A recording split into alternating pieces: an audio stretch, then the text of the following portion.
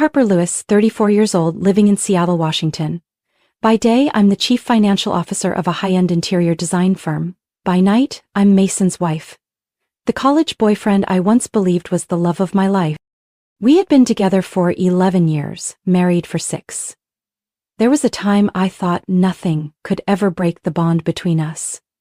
But sometimes, the beginning of the end isn't a blowout fight or some earth-shattering betrayal. It's just a text preview on a locked screen. That morning, like any other, I got up earlier than Mason. While brushing my teeth in the bathroom, I saw his iPhone light up on the sink. A message popped up from a name I didn't recognize. Can't wait for the weekend, the cabin, wine, and that pink lace set. I'm counting the hours. I froze. Not because the message was bold, but because it was real. I stood there, toothbrush in hand, foam dissolving in my mouth, feet cold against the tile. Behind the frosted glass door, I could hear water running down my husband's back as he showered, getting ready for work like it was any other day. And me? I couldn't take my eyes off the screen as it faded to black. I didn't unlock the phone. I didn't need to. In that moment, what I felt wasn't shock, it was confirmation. I had suspected it for a while. Lately, Mason had been pulling the last-minute business trip excuse, leaving me alone in the once cozy house on empty weekends. He'd started bringing his phone into the shower, something he never used to do. His laptop had a new password, and those eyes that once looked at me with warmth now only glanced past me, like I was a painting on the wall he'd long grown tired of. I used to tell myself, "Don't be paranoid, Harper. Everyone gets tired after all these years. Don't make a scene over a look." But now, I just wanted to go back in time and tell myself, stop being stupid. I washed my face, dried my hands, and did my makeup like always. My hands didn't tremble. Instead, I felt a strange emptiness, as if I had just stepped out of my own life and was watching it from the outside.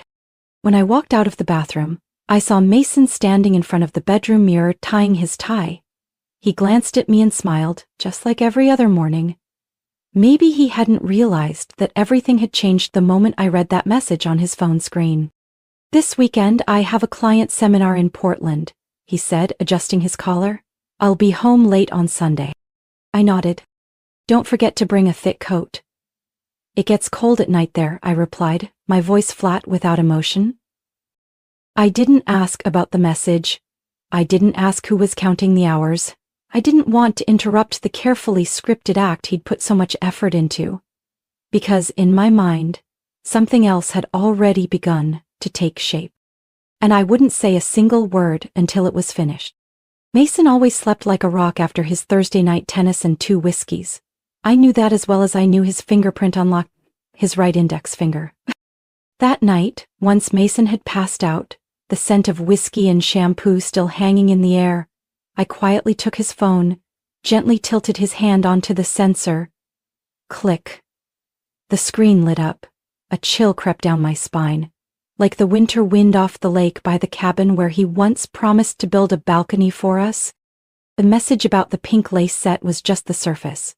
What I found was an entire secret life he'd been living, one I had no idea about.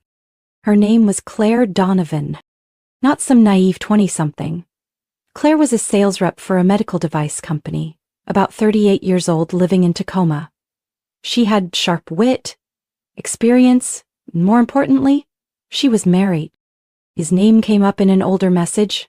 "Tyler will be in San Jose all week. The cabin's all ours." Tyler Donovan, her husband. I quietly Googled him, typed in his name, and there it was. His LinkedIn profile. Tyler Donovan, 41 years old, high-end residential architect specializing in sustainable spaces, with his own firm in Bellevue. His profile picture showed a tall man, light stubble, and a tired but kind smile. I didn't sleep that night. Each message felt like a blade slicing through old memories. Every time Mason said he was going to a training in Portland. Every night I sat alone reviewing files with only the dishwasher humming in the background. The next morning I sat in front of my computer, writing and rewriting a message at least 15 times before finally sending it. "Hi Tyler, this is Harper Lewis. I believe my husband, Mason Lewis, and your wife, Claire Donovan, are having an affair. If you're open to a conversation, I can share evidence. My number is 20655557321. My palms were soaked with sweat the moment I hit send. 3 hours later, my phone rang. His voice was deep and strangely calm, but there was a subtle tremor beneath it. Is this some kind of joke? I wish it were, I replied, my throat dry. I have texts, photos, and their weekend plans at the Chelan Lake cabin. A pause. What do you want to do? He asked after a long silence.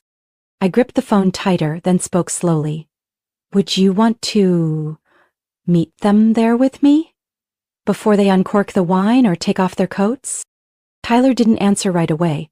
Then finally a long breath. Okay, let's meet first. I want to see what you know. We agreed to meet Saturday morning at a small cafe in Ellensburg, halfway between Seattle and Chelan. I arrived early, sitting in a corner booth facing the parking lot, and it took just one heartbeat to recognize Tyler when he walked in. Tall frame, light brown coat, and a stride that carried the weight of winter behind it. He sat down without small talk. I placed my phone on the table, opened the message thread between Mason and Claire, and handed it to him. With every swipe of the screen, I saw his hand tighten. When he reached the photo Claire had sent, her toes on the hardwood floor of the cabin, a floor he instantly recognized as his own design. He leaned back, eyes shut. I thought it was just work, just distance, he murmured. She never wanted to see a counselor, now I know why. After nearly an hour of conversation, Tyler said, I still have a spare key to the cabin. Claire doesn't know I kept it. I nodded. Mason thinks I'm on a business trip in Spokane this weekend. He has no idea I'm anywhere near here. Then? We'll get there first, he said, looking directly at me. But no yelling, no drama. Just let them see us. And the truth. I tightened my grip on the coffee mug and nodded. The plan came together from the shattered pieces inside both of us, the betrayed. No shouting, no chasing. Just a presence, timed perfectly, like a mirror held up to the lies they'd tried so hard to hide. We agreed to meet again Sunday morning at the cabin. They were scheduled to arrive at 6 p.m. By 10 a.m. Sunday, I was pulling up to the wooden cabin nestled among pine trees along Lake Chelan. The air was cold, but there was no snow. Everything felt clearer in this crisp morning light, the truth, the pain, and the plan we were about to carry out. Tyler was already there. His silver car sat dusted with pollen near the steps. He was inside, holding a mug of hot coffee, eyes fixed on the still water of the lake. When I walked in, he nodded. A simple, familiar gesture, as if we weren't strangers bound by betrayal. Did you sleep? He asked, his voice low and soft. I'm not sure. Maybe I closed my eyes for a few hours, I replied, setting my bag down on the wooden chair. You? No, but I'm used to sleepless nights. Architects work best in silence. We sat quietly for several minutes, not awkward, just two people quietly sorting through the wreckage inside. Then I spoke. The last time I was in this cabin was 3 years ago. Mason and I came here after one of his long business trips. This is where I lost our first baby. Tyler looked over at me, his eyes softened. Claire wanted kids too, but after 2 failed tests she stopped bringing it up. I thought it was the grief. Turns out, she had other distractions. We didn't cry. There was only the steady hum of the electric heater and a wind brushing past the trees. Do you think we're going too far? I asked, though I already knew the answer. No, Tyler said. If this were revenge, maybe, but this is about bringing them face to face with reality. I nodded, like an unexpected group therapy session. We started setting up the space, not as a trap, but as a staging of truth. I wiped down the long wooden table in the living room where Claire and Mason often sat planning their so-called work weekends. Tyler brought in a bottle of red wine from his car, Claire's favorite. I set out 4 crystal glasses, the kind Mason always packed as part of his arrogant, refined taste ritual. We arranged 2 chairs facing away from the front door so they'd have no choice but to face us as they entered. The lights were adjusted to a warm amber, not too bright to provoke tension, but clear enough to catch every facial expression. How do you think they'll react? I asked as we sat down, scanning the room like we'd just finished staging a play. Tyler shook his head. Claire will cry. Mason, I'm not sure. Maybe anger, maybe begging. But I guarantee he's not ready for the fact that both of us know everything. We spent the rest of the afternoon talking about ourselves. Not just as the betrayed, but as people. Stripped down behind the armor that heartbreak had forced us to wear. I told Tyler about all the times Mason skipped family gatherings, claiming client emergencies. About the Uber receipts I'd seen that originated from a residential neighborhood 40 minutes away from his office, and how I'd once convinced myself he'd just stopped at a bar with friends. Tyler shared how he once caught Claire smiling to herself while texting, only to snap her phone shut the moment he walked in. I knew something was off, he said, but I chose to trust her until you messaged me. Outside, the sky turned gray. The clock read 4:12 p.m. Less than 2 hours, I said, adjusting the last glass. Are you scared? Tyler asked. I'm not afraid of the truth, I replied. I'm only afraid I might forgive the unforgivable. He looked at me for a moment, then nodded. I'll remember that. We stepped out onto the porch, standing together as the stillness of the lake made time feel like it had stopped. 5:57 p.m. The air inside the cabin was tight, strung like a wire ready to snap. Tyler and I sat silently in the living room, facing the entrance. 2 wine glasses rested on the table beside the bottle of red Claire once called the only thing that makes a weekend feel special. On the armchair across from us sat a thick envelope filled with everything we needed. Printed messages, screenshots, credit card statements, and a voice recording of Mason's assistant casually confirming Mason doesn't have any meeting in Portland. We heard the crunch of tires on gravel in the distance. Tyler looked at me. I said nothing, just nodded. A black SUV pulled up to the steps. Mason stepped out first, leather jacket on, holding a suitcase and a gift bag. Claire followed, carrying a bouquet of pale pink tulips. They were laughing, carefree, as if arriving at some kind of honeymoon retreat. The door opened. Claire entered first, her smile freezing instantly. Mason bumped into her back, then looked up. Just in time for our eyes to meet. Mason dropped the gift bag. Inside was a bottle of champagne. It rolled across the hardwood floor and shattered. The strong smell of alcohol filled the room. Claire's mouth fell open, the flowers slipped from her hands, the petals scattered wildly, like a visual metaphor of what had just happened, an illusion blown apart. Welcome to your weekend getaway, I said, my voice light as a breeze. We've prepared wine, chairs, and the truth. Mason stood, frozen, lips tightly pressed. Claire stepped back half a pace, her eyes darting to Tyler for help. Harper, it's not what you think, Mason began. It's not? I tilted my head. Then what about the texts about the cabin, the wine receipts, and the Uber confirmation to her neighborhood? Are those not what I think either? Tyler stood. And what about me, Claire? You said you were going to a seminar with a female coworker. You even texted, "Good night, miss you," before turning off your phone. Was I imagining that too? Claire broke down, covering her face. Tyler, please, don't. No, he said, his voice steely. Don't what? Don't stand here and face you? Don't hear the truth? Don't watch my wife cheating in the very house I designed with my own hands? I stood and took the envelope from the chair beside me, placing it on the table. I didn't come here empty-handed, I said, my voice steady. I spent the last 48 hours gathering everything. Call history, messages, photos from the company wedding Claire and Mason both attended. The one Mason told me was just with the guys. Claire turned pale. Mason grabbed the envelope, flipped through a few pages, then threw it down after only seconds, his eyes bloodshot. You were spying on me? I looked at him directly. I was verifying the truth. Because I'd been suspicious for too long, and because you were so careful, I had to be. Claire collapsed into a chair, hair disheveled, tears running down her cheeks. Tyler didn't move toward her. He turned away, staring out the window like he needed air. Claire, how long? He asked, still not looking at her. 7 months, she whispered. I felt a tight knot in my chest. Mason clenched his hands, stepping toward me as if to explain. Harper, I was wrong. But that doesn't mean I stopped loving you. I stepped back. If the love you're talking about is the kind that brings another woman to the same place where I lost our child, then you can keep it." The room fell into silence. I looked at Mason one last time. "You can choose to leave now or sit and hear this through, but if you think there's any chance for forgiveness, then you've completely misunderstood who I am." Tyler looked at Claire, then turned to me. "I need some air." I nodded. "So do I."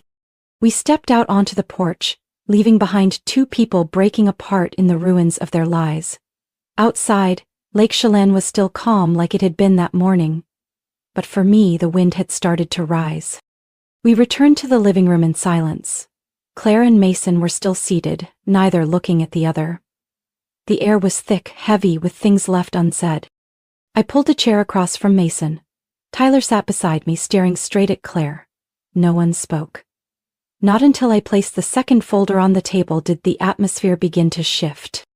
"Mason," I said, eyes fixed on him, "have you ever told Claire why we've kept separate finances for the past 6 years?" He stiffened. "Harper, that's—" "I'll tell her," I cut him off. "Claire, maybe you didn't know, but Mason once racked up over $42,000 in gambling debt back in 2015. His parents quietly paid it off to avoid damaging his career. After that, I had to keep separate accounts, not because of distrust, but because I saw firsthand how much he could hide." Claire turned to Mason, stunned. "You never told me that." "Because it has nothing to do with what's happening today," Mason snapped. "Doesn't it?" I tilted my head, eyes locked on him. "You cheated on me and tried to justify it by saying I was too busy, too cold. But you forgot to tell your mistress that I've been the one carrying the financial load, paying this cabin's mortgage every month, while you were lying and playing cards with your old friends in Tacoma." Mason lowered his head, saying nothing. Tyler now turned to Claire. "And you?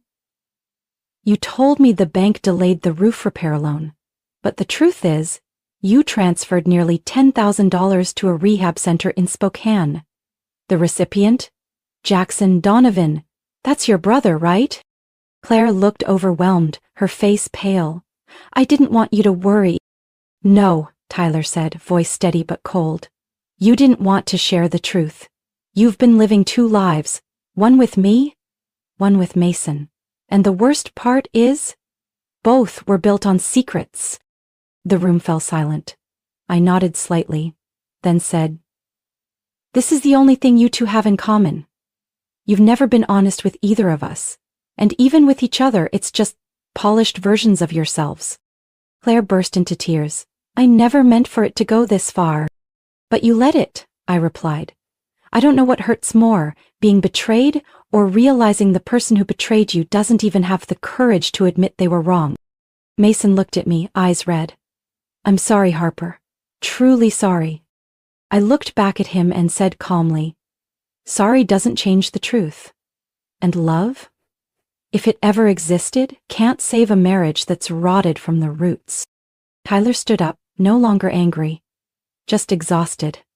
"Claire," he said, "do you know what hurts the most? It's that you never once considered telling me the truth, that you thought I wasn't worthy of being trusted with what you were carrying." Claire said nothing, her face drenched in tears. I stood as well. "I didn't come here to get love back. I came here to reclaim the truth. And the truth is, Mason, you don't love me. You love the validation of being admired.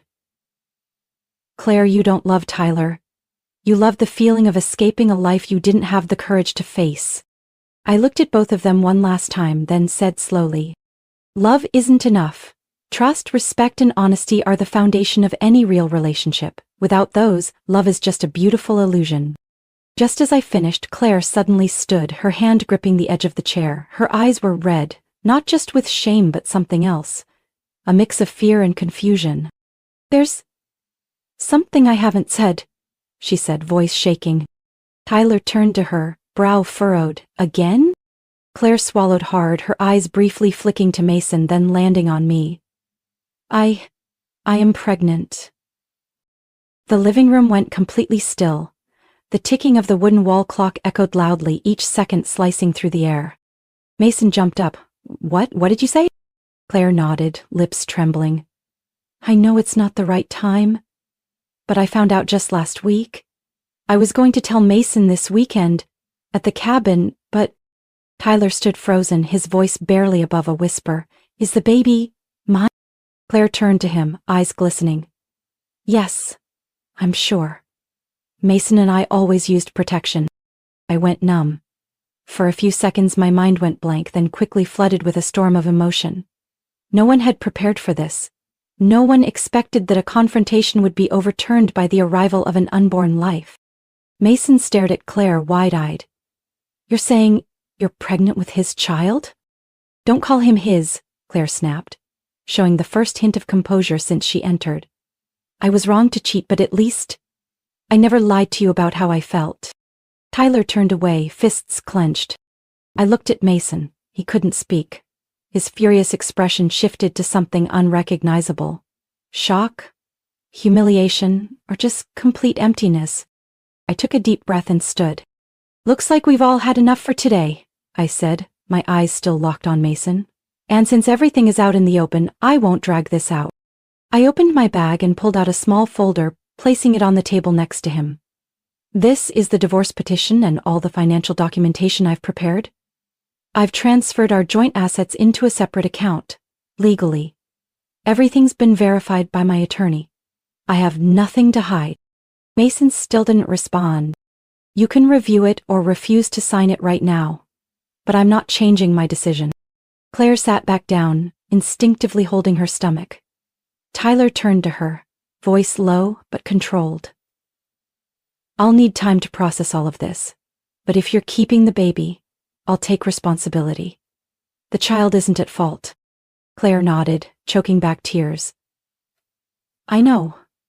And thank you for still being able to say that. I looked at them both, then turned to Mason. I don't know if you still have something to say, but if you do, now's the time. He raised his head, eyes red and weary. Harper, all of this, it's not worth ending everything over. We had so many good things. You're right, I nodded. We had so many good things. But the fact that you chose to trade it all away for some vague emotional thrill with someone who's not even honest with her own husband means I have to protect the rest of my life. Tyler stood, polite but firm. I'll head to the car. Harper, if you need anything after this, call me. I think we still have a few conversations left to finish. I nodded, grateful for his calm presence. Claire stepped toward me, hesitant. I know I have no right to apologize, but I truly never thought it would go this far. I looked directly at her, my eyes no longer angry, just clear. The most dangerous people aren't the obviously bad ones. They're the ones who keep telling themselves they're good even while they're lying. She froze for a moment, then turned away. I picked up the folder, pulled a pen from my coat pocket and signed the bottom left corner of each page. When I put the pen down, I felt lighter than I had in years. Lighter because I no longer had to hold together a marriage that had already rotted. Lighter because I no longer had to pretend to trust someone who didn't deserve it. I looked up at Mason, the man who had once been my entire youth, the dream of a family I used to believe in. Good luck, I said. You're going to need more than that. Tyler and I left the cabin around 9 p.m. Inside, Mason sat motionless in his chair, and Claire curled in the corner of the room, holding her stomach like the only thing left to cling to was the life she had just admitted was growing inside her. No one saw us out. No one needed to. We walked in silence, the crunch of dried leaves underfoot reminding us that a chapter had officially closed. Tyler opened the car door for me, then got into the driver's seat. Before starting the engine, he glanced over and asked softly, "Do you want to eat something? I know a little place in downtown Chelan that stays open late. Nothing fancy, but their chicken soup's pretty decent." I laughed. A hoarse, unexpected laugh, but a real one. Yeah, let's eat. I'm starving. We sat side by side in a small diner, the warm yellow light casting a gentle glow over the old wooden table. Neither of us tried to analyze what had just happened.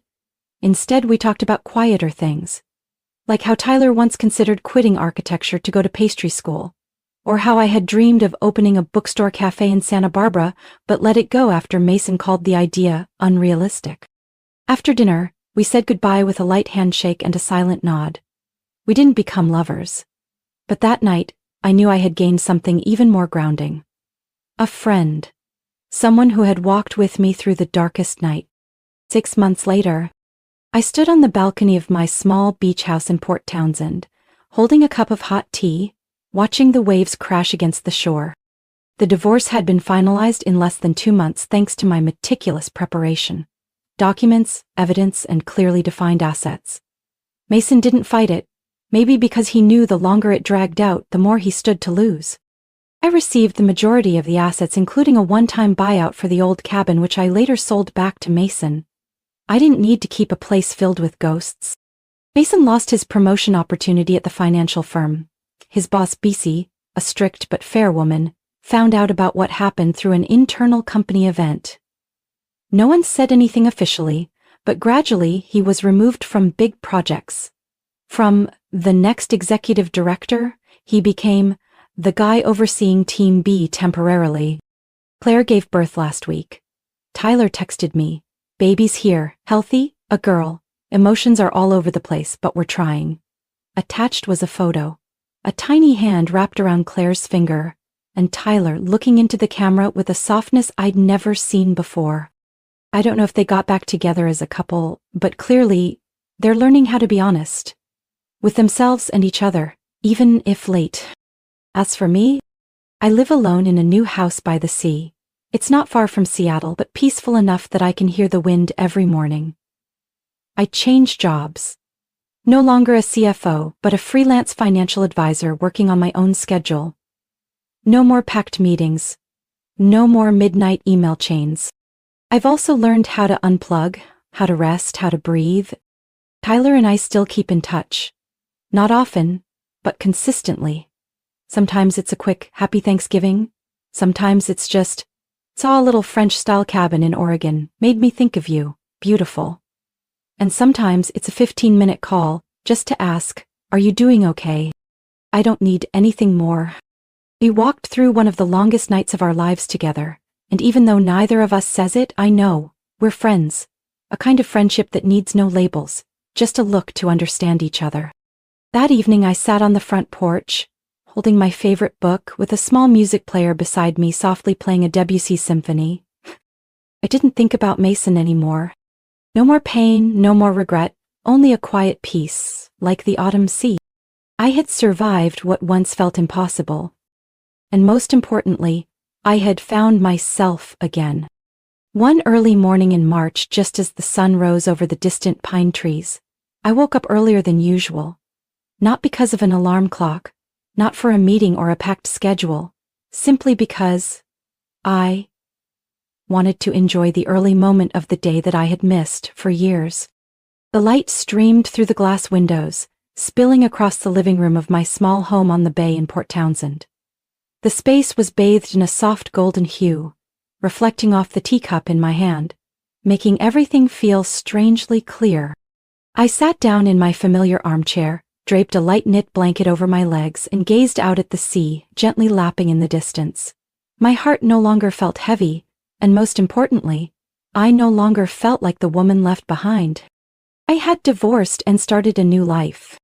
Mason had once been a significant part of my world, but he wasn't the destination. He came into my life to teach me an expensive lesson, to wake me up and help me realize that trust should never be given to someone who doesn't know how to protect it. Love doesn't last when honesty is missing, and blind sacrifice only makes us forget our own worth. For years I tried to be a good wife, successful at work, gentle in conversations, forgiving of flaws. But what did I get in return? A marriage filled with betrayal. A husband who no longer looked at me like a partner, but like someone planning his escape without being caught. Did it hurt? Of course. But the pain no longer drowned me. It had brought me back to shore. I had found myself more than ever before. I was no longer the woman sitting alone in the car silently crying after realizing her husband changed his password. No longer blaming herself.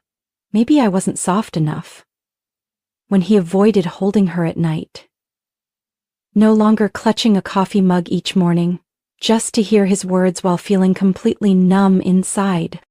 I am steady now, clear, alert, and strong enough to walk away from anyone who no longer deserves a place in my life. I remember the last time I saw Mason. It was at a financial charity event in Seattle. He stood across the room with a glass of wine watching me from a distance. He looked different, thinner, quieter. As I walked past him, he softly called, "Harper." I turned.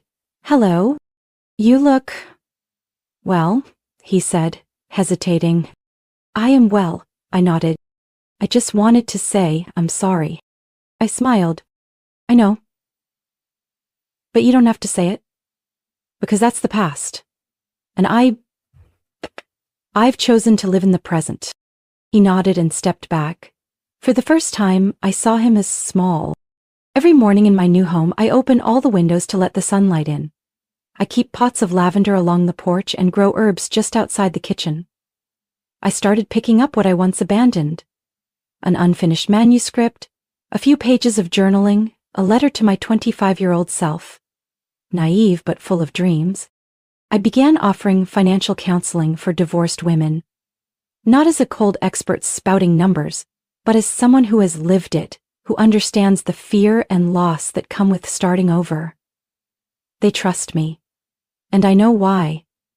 Because I don't just speak with reason, but with a heart that's been broken and carefully rebuilt. Tyler still keeps in touch. These days he's busy with his baby, but once in a while, he sends a message. "Nora rolled over today. Her smile looks just like Claire's." I'm happy for them. Not because they erased the pain, but because they learned how to face it and heal together. As for me, I'm not looking for new love. I'm not rushing into a relationship just to fill a void. I'm learning to love myself first. Something I had forgotten for years. One weekend afternoon, I drove along the coastal road, playing an old playlist Mason used to call Too Sentimental. The music filled the car. Dog Days Are Over by Florence Welch. I smiled as the wind swept through my hair, not because the past had disappeared, but because I'd gone far enough from it to look back without hurting. I used to think losing someone you love was the end. But it's not. It's just the end of something that no longer served you, so you can begin something better. And if someone were to ask me now, "Harper, do you regret anything?" I would answer without hesitation. I don't. Because some people come into our lives not to stay, but to teach us how to leave at the right time. My story isn't a tragedy. It's a journey of rebirth. From a betrayed wife, I've learned to stand back up, to heal, and to love myself again. I no longer resent the past nor seek revenge. Instead, I choose peace and a life I own.